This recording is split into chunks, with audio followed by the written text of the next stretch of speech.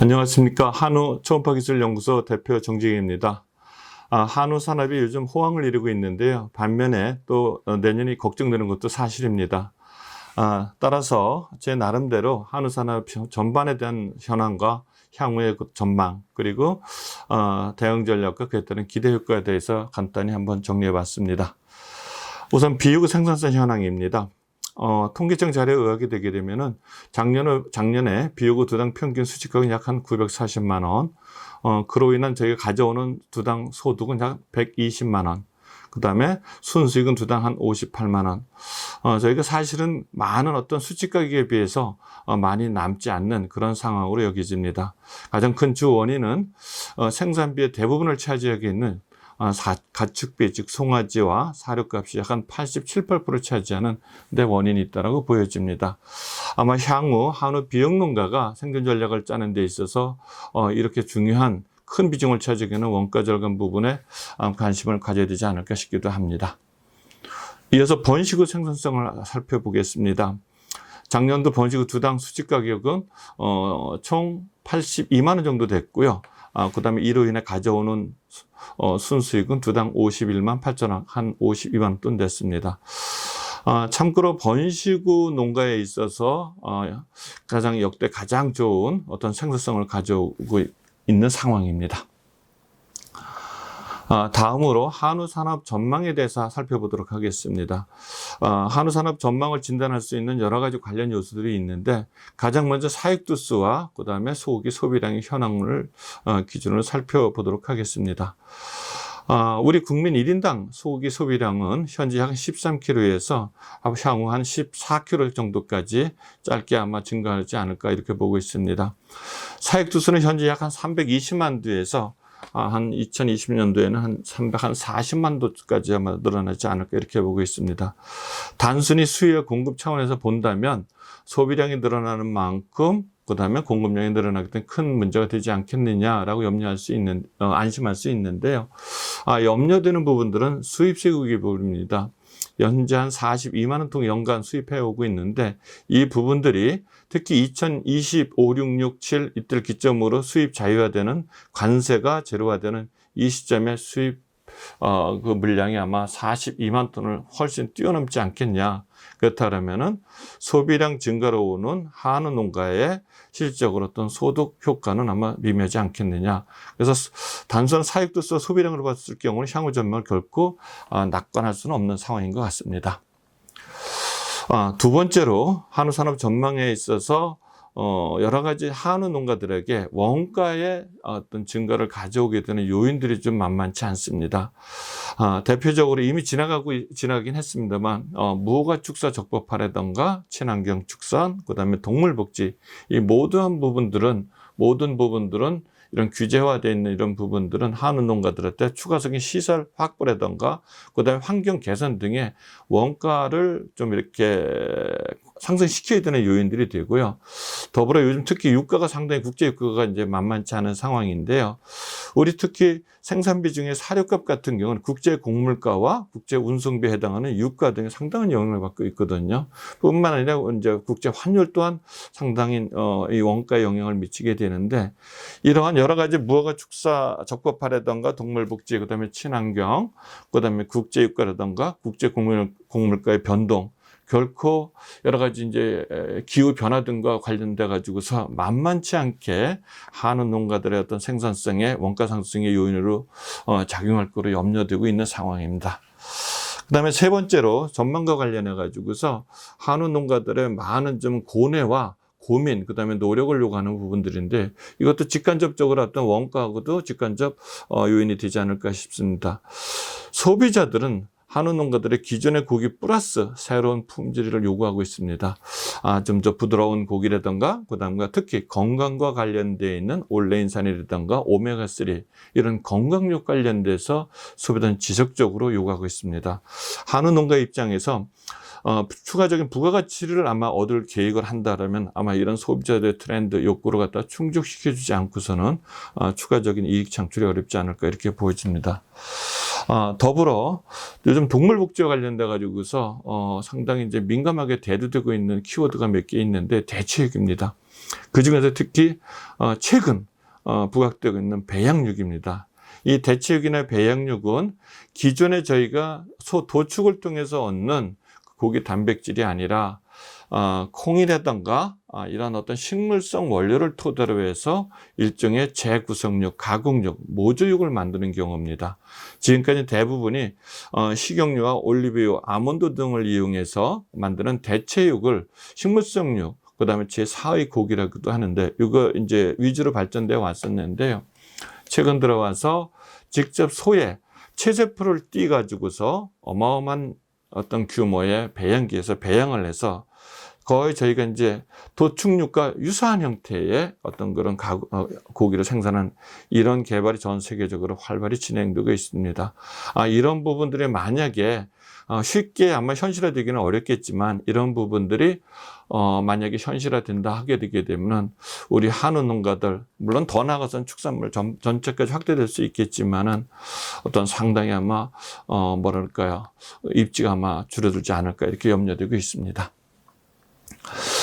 이어서 그러면 이러한 어떤 현황과 향후 전망에 대해서 어떤 나름 대응 전략을 말씀드리겠습니다. 대응 전략에서 가장 기본적인 것은 첫 번째 한우 축산인으로서 어떤 기본 마음가짐에 충실해달라 이 말씀을 꼭 드리고 싶습니다. 다름이 아니라 기본 마음가짐이라 하면은 저희가 한우를 키우는 목적, 즉 한우를 키우는 행위도 일종의 생산 행위도 저희가 이제 돈을 이윤축을 하는 게 목표입니다. 돈 벌기 위해서 이제 저희가 흔히 소 키운다는 말씀들을 많이 하는데 틀린 얘기 아닙니다. 당연한 거고요. 그렇다면 특히 이제 요즘 연말이 돼가고 있는데요. 최소한 1년에 한 번 아니면 1년에 뭐 두 번씩이라도 수시로 내가 돈을 벌기 위해서 이윤축을 하기 위해서는 이 생산 행위에 대해서 활동에 대해서 과연 목표 달성을 하고 있는지 항상 현실 직시를 좀 해줬으면 좋겠다. 그렇지 만약에 그래서 그 결과 충분히 나는 부응하고 있다 했을 경우는 더 큰 뭔가의 가치 창출해서 노력하던가 그렇지 않을 경우에 부응하지 못하고 있다 했을 경우는 원인 진단과 나름대로 대체 방안을 찾았다 이겁니다. 단순한 어떻게 보게 되면 경영 전략 기본 로드맵일 수도 있는데요. 이러한 목표 인식과 그다음에 현실 직시, 그다음에 거기에 따른 여러 가지 어떤 대응책 강구, 그다음에 이로 인해서 어떤 대응 전략이 만약에 설정이 되게 되면은 아마 꾸준히 밀고 나가게 되면은 꾸준히 노력하게 되게 되면은 한우는 아마 반드시 그 대가의 노력에 대해서 아마 대가를 지불해 오지 않나. 한우는 결코 배신되지 않는 것 같습니다. 그래서 이런 기본 마음가짐을 첫 번째로 가져 주실 거를 좀 부탁을 드리고요. 두 번째는 그렇다면 이제 기본 마음가짐 속에 번식이든 비유든지 간에 농가들이 있어서 그 뭐랄까요 대응 전략에서 두 번째 갖춰야 될 자세는 우리가 이제 목표가 이제 돈을 이윤축을 하고자 하는 것이 이제 목표였었는데 원래 이윤축의 목표는 딱 두 가지인 것 같습니다. 첫 번째는 판매 대금은 이제 그대로 예를 들어 뭐 1,000만 원이라 해 놓고 그동안에 들어가던 생산비가 800이었다면 남는 게 이제 200이니까 그게 소득이 될 터인데 이 800 들어가던 그 생산비를 갖다가 700, 600으로 낮춰서 상대적으로 판매액은 그대로 두고 생산비를 낮춤으로써 그 가운데 차액, 즉 소득을 높이는 이런 방법이 있을 거고요. 이런 방법을 그동안에 보고 하는 농가들이 현실적으로 잘 추구해 왔는데 대표적으로 보게 되면은 송아지 값이 비용 농가에 있어 송아지 값이 비싸다 보니까 일건 사육 농가로 전환을 했고 그다음에 사료비가 비싸다 보니까는 자가 TMR 아니면 자가 배합사로 전환을 했고 그다음에 여러 가지 가축 관련된 인건비가 많이 들어가고 시간이 소요되다 보니 이런 거를 옛날처럼 한 마리 한 마리 기르식이 아니라 요즘 5마리, 그다음에 6마리, 4마리 이렇게 이런 군사 사육 시스템으로 많이 전환됐습니다. 이런 부분들이 대부분 보게 되면은 주 원인은 생산비를 낮추고자 하는 전략이라고 보여집니다. 이 두 번째로 이런 대응 전략을 생산비 전략형 대응 전략을 갖춰 줄 것이며 두 번째는 800만 하던 고기가 아니라 1,000만 원, 2,000만 원 만드는 즉 좀 더 비싼 좀 부가치를 높은 그런 제품을 만들어내는 겁니다. 원가는 똑같이 들어간다 하더라도요. 현실적으로 보게 되게 되면은 비육 농가에 있어서는 아까 잠깐 소개됐던 올레인산이나 오메가나 이런 건강육 개념은 현실적으로 좀 거리가 좀 있고요. 현실적인 이제 어떤 품질 기준에서 본다 그러면은 육질 등급 1+나 2+의 출현을 높이는 것이 비육 농가의 비싼 고기 만드는 방법이 될 거로 보여집니다. 더불어 번식 농가에 있어서는 지금 한 400만 원, 450만 원 송아지 값을 좀 더 아주 우수한 자질의 미스로 생산을 만들어 가지고 500만 원, 600만 원, 800만 원, 900만 원 만드는 이런 전략을 취하는 것이, 즉 비싼 값어치를 갖고 있는 소고기 내지는 송아지 생산에서 예를 들어 부가적으로 수익 창출하는 전략을 찾아야 되지 않을까 싶습니다. 이어서 비육 개선 방안, 대응 전략 실천 방안에 대해서 말씀드리고 하겠습니다. 거세 비육의 경우 2019년도 말부로 대부분의 그 메이저 사료를 포함한 사료회사들의 고급육 사용관리 프로그램이 바뀌었습니다. 그 주요 바뀐 내용을 보게 되게 되면 엔드포인트 쭉 출하 시점이 과거 30개월령에서 28개월로 단축이 됐고요. 그 다음에 과거에는 4단계 내지는 5단계로 구분되어 있던 성장 단계가 송아지, 육성기, 비육전기, 비육후기 이런 부분들이 3단계 정도로 단축화됐습니다. 그러면 세 번째로는 사료의 영양소 함량과 그 다음에 급여량 기준이 원령에 따라서 좀 변했습니다. 대부분의 사료 성장 단계 모든 사료의 성분비가 영양소 비율이 상당히 이제 고에너지화로 전환이 되면서 사료 급여량도 과거에 24, 5, 6, 7 이때 최대 급여 시점이 대부분이 보게 되면 20개월령 전후 4개월 내지 5개월 이렇게 좀 변했습니다. 여러 가지 이유가 있겠습니다만 아마 사료 업계에서도 나름 한우 농가들의 사육기간, 즉 밀접한 생산비와 연관이 있다는 판단 속에 아마 전체적으로 원령 단축과 그다음에 원령 단축에서 우선 결핍 문제 등을 고려하기 위해 가지고서 사료 품질을 대폭 아마 강화하지 않았나 이렇게 나름 생각은 듭니다. 이러한 어떤 그 바뀐 고급육 프로그램 기준 하에 몇 가지 좀 권고사항을 말씀드리겠습니다. 첫 번째, 비육의 경우에 발육생리에 맞는 맞춤형 우군 관리를 송아지 적부에서 해줬으면 하는 바람입니다. 우리가 지금까지 보게 되게 되면은 송아지 내지는 시장에서 입식해 와가지고 출하할 때까지 거의 다 한 공간에서 나갈 때까지 있다가 출하는 이런 게 대부분의 이제 패턴이었었는데요. 새롭게 권장해 드리고 싶은 부분은 송아지서부터 육성기, 제가 여기서 드리는 를 포함해 가지고서 대략 한 18에서 20개월령까지는 좀 이렇게 현장에 따라서 좀 조정이 될 수 있지만 우방을 갖다가 4개 내지 5개씩 좀 합방을 해서 이 무리에 있는 애들을 좀 이렇게 운동량을 넓혀주고 이런 우군을 갖다가 통합관리하는 시스템으로 쓰는 바람입니다. 이와 같은 고급육 사용관리 프로그램 패턴 변화와 더불어서 새로운 관리 시스템도 검토해 볼 필요가 있다고 여겨집니다. 제가 권해드리는 패턴은 지금까지는 송아지 시작부터 출하 시까지 한 우방에서 키워졌고 출하됐었던 것을 이제는 생후 18에서 28개월령까지를 합방 시스템으로 가주는 걸 권해드리고 있습니다. 즉 합방이라 하게 되게 되면은 우사 현장 여건은 좀 틀리긴 하지만은 보통 4칸에서 5칸 정도를 터 주고서 하나의 우리로서 하나의 우군으로서 관리하는 시스템을 말씀드립니다. 이렇게 했을 때 기대되는 여러 가지 효과가 있는데요. 대표적으로 송아지 육성기의 충분한 운동량으로 인해서 골격이 튼튼해지고 생리 활성화로 인해서 뒤따라오는 여러 가지 도체 성적과도 상당히 좋은 결과를 가져왔습니다. 대표적으로 등심 단면적이라든가 C등급 출현이라든가 고급육 출현 등등 여러 가지 이점이 그동안 현장에서 많이 확인된 바 있어서 권해드리는 바고요. 그러면 생후 18에서 20개월령까지 그 이후의 문제는 어떻게 할 것이냐. 그 이후에는 초음파 진단을 통해서 나이와 그다음에 초음파 결과에 따른 육질의 상태 등에 따라서 다시 30개월령, 28개월령까지 출하 시까지 그 질에 맞는 애들이 동기화해서 따로 배치 관리하게 되게 되면은 출하 시점에서도 편차가 작은 우군 출하 등등으로 인해 가지고 아마 상당히 효율적인 아마 관리가 되지 않을까 이렇게 싶습니다.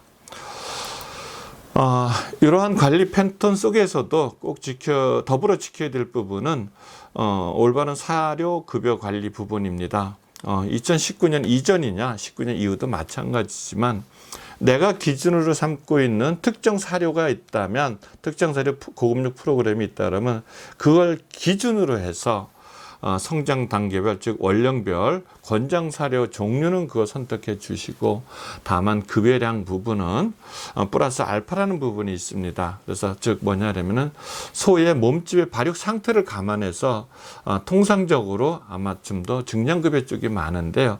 대략 한 15% 이내에서 증량급여를 해서 올바른 몸을 만들어주는 이런 시스템을 말씀드리고 싶습니다. 기타 여러 가지 뭐 음용수 관리라든가 우사 바닥 관리라든가 햇빛 관리, 그다음에 환기 관리 이런 건 청결을 유지해 주는 건 기본이고요. 저희가 우사 환경을 가장 중요한 햇빛과 그다음에 물과 환기 부분인데요. 요거는 꼭 더불어 당연한 게 좀 부탁드리겠습니다. 이어서 암소 개량, 암소 개선 방안에 대해서 말씀드리겠습니다. 암소 즉 번식 개선 방안에 있어서 꼭 먼저 짚고 넘어가야 될 부분이 암소 개선, 번식 후 개량이 된 부분에 대한 정확한 개념인식을 공유하고 싶습니다. 다름이 아니라 우리가 번식호를 갖다가 키우는 것도 돈을 벌기 위한 일종의 생산 행위입니다. 그럼 번식우가 돈이 되도록 결정지어주는 항목들이 여러 개가 있을 거래요. 대표적으로 번식 능력, 그 다음에 육질 능력, 그게 표현형이든 유전형이든 간에 그 다음에 발육 능력 등 기타 여러 가지 이제 뭐 사람하고의 친화도라던가 등등이 있을 겁니다. 이 여러 가지의 번식 후의 경제적 가치를 결정하는 요인들을 갖다가 혼합해서 평가를 해야지 어느 하나만 갖고서 특히 많이 우를 범하는 게 이 암수의 유전 능력이 뭐 올 A가 나왔다 해서 얘는 번식으로 가야 된다. 아니면 올 D가 나왔다. 얘는 도태로 가야 된다. 아마 고민을 해 보셔야 되지 않을까 싶습니다. 제가 드리고 싶은 말씀은 현재 한우산업 현실에서 번식산업 현실에 있어서 번식우가 돈이 드는 가장 중요하게 영향을 미치는 것은 얼마큼 새끼를 잘 낳고 잘 키우는 번식 능력입니다.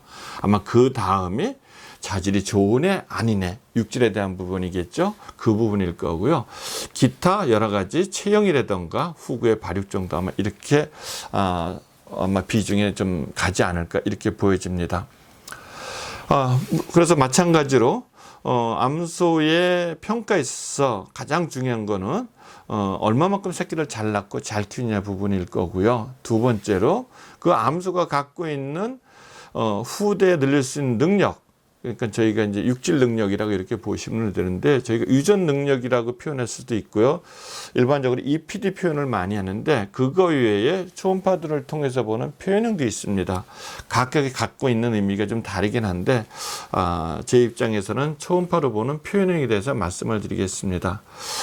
초음파로 표현형을 볼 적에 보통 암소는 여러 가지 나이가 다르고 그다음에 이제 임신 여건이 틀리고 그다음에 포유 여건이 틀리고 농가 사육 환경이 틀리다 보니까는 안정적인 암소 뭐 그 개체 자체의 육질을 표현할 방법이 없습니다.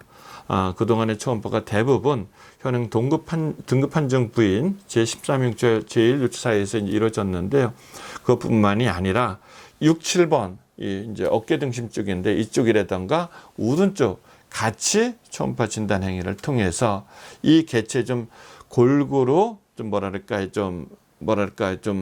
어떤 환경이라던가 후천적인 영향으로부터 영향을 좀 감소시킬 수 있는 그런 좀 정확한 평가 방법을 취하는 것이 옳지 않나. 그래서 제가 권해드리는 부분은 현행 제13형제 제1유치 사이 플러스 6, 7번 사이에서 진단을 통해서 특히 그쪽에서 근내 지방을 같이 봐주는 정도를 권해드리고 싶습니다. 암소 평가 항목 중에서 세 번째로 봐야 될 게 이제 체격 부분입니다. 이 부분은 정확히 해서 체격, 동기호 그룹 대비 얘가 이 개체가 덩치가 크냐 작냐 이런 부분일 거고요. 그 다음에 BCS는 이제 사육 그 실태를 갖다 반영해 주는 건 더불어 봐줘야 되고, 그 다음에 이 하나 더 봐줘야 될 게 후구입니다. 특히 이 사진에서 보시게 되게 되면은 위에 사진 같은 경우는 이제 어느 농가 육성의 집단들인데 후구를 보게 되면 고장이라던가 곰푹이라던가 이런 부분들이 후구의 엉덩이 기울기라던가 붙임 정도가 아주 이쁘게 잘 돼 있습니다. 근데 우측 하단의 그림 같은 게 보게 되게 되면 고장이라던가 뭐 자골폭이라던가 모든 부분들이 경사가 기울고 엉덩이가 안으로 살 쪽으로 다리 쪽으로 붙어 들어가고 상당히 불량하게 되어 있습니다. 특히 미군부 같은 경우가 꼬리에 이제 뭐 부착점이 되겠죠. 약간 이제 하늘을 향한 이런 개체들이 있습니다. 이런 개체들은 신체 구조상 많은 오염의 가능성이라든가 송아지 분만 과정에서 송아지가 상당히 난산의 가능성이라든가 이런 어미의 고통, 이 모든 부분들은 결국은 분만 감기에 연결될 수 있거든요. 그래서 이런 부분들은 감점 음료인으로서 반드시 체크해 줘야 되지 않을까 이렇게 봅니다. 이렇게 해서 암소 개선에 있어서는 종합평가 방법이 올바른 방법이고요. 제가 현재 하는 농가 전반적으로 고려했을 적에 권해드리는 방법은 번식 능력에 대한 가중치를 한 50%, 그 다음에 초음파 육질 능력, 표현형이겠죠. 여기 한 30%, 그 다음에 발육 능력, 체격과 후구를 복합한 겁니다.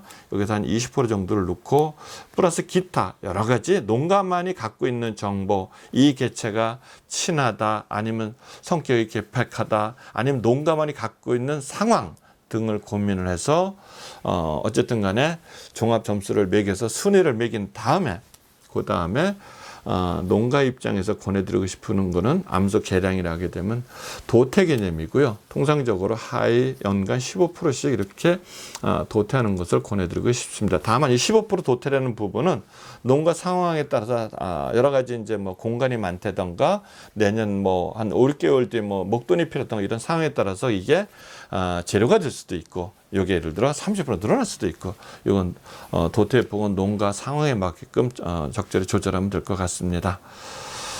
그렇게 해서 도태축은 비육으로 전환될 거고, 남은 개체들은 웬만한 농가들이 지금 거의 다 혈통 관리가 잘 돼 있어서 혈통 등록 내지는 고동 등록가 많이 되어 있습니다. 하게 되게 되면은 그 등록기관에서 제공하는 여러 가지 교회 프로그램이 있습니다. 그거를 이용을 해서 이 개체에 적합한 예를 들어 애비 정액이 누군지, 근친들은 얼마인지 보아가면서, 물론 원하는 정액을 다 구할 수는 없지만 이렇게 하게 되면 최선과 차선, 차차선의 정액이 선정될 수 있습니다. 이렇게 돼서 맞춤형 규배를 실시하셨으면 좋겠고요. 이때 종모에 대해서 하나 말씀드리고 싶은 것이 있습니다. 대표적으로 제가 이제 한 2개 시수수를 좀 소개했는데요. 대부분의 농가들은 보게 되면 현재 예상 유전 전달 능력 EPD, 그래서 냉도 체중, 등심단 면적, 등지방 두께, 근내 지방도에 대해서 올 A 내지는 올 플러스, 물론 근내 지방도 빼고요. 이런 거를, 그리고 숫자 값이 큰 거를 원하시는데 이것도 좋습니다만 제가 권해드리고 싶은 거는 그 밑에 바로 있는 체형에 대한 EPD 값이고요. 여기서 보게 되면 요각폭이라든가 고장, 그 다음에 곰폭, 자골폭, 즉 소의 후구 쪽입니다. 후구 쪽. 앞으로 한우가 양적 개량을 해야 될 부분 중에 신체 부위로 본다면 아마 후구가 아닐까 싶고요. 특히 번식어도 암소가 생산됐을 경우는 그 암소가 번식으로 이용되어야 되기 때문에 이 후구도 웬만하면 마이너스가 아닌 플러스를 가는 쪽으로 좀 골라주셨으면, 오로지 도체형질에 대한 EPD만 봐줄 것이 아니라 체형에 대한 EPD도 같이 봐줬으면 하는 바람입니다. 이렇게 나름대로 2019년부터 변경된, 많이 조정된 비유급 프로그램이라든가 고급육 프로그램이라든가, 그 다음에 제가 방금 쭉 말씀드렸던 번식 후 개량, 암소 개량 관리 방법 등에 충실히 하게 되게 되면은 아마 분명 번식농과 비육농이 아마 소득이라든가 순수익 아마 이렇게 증대 아마 효과를 가져오지 않을까 봅니다.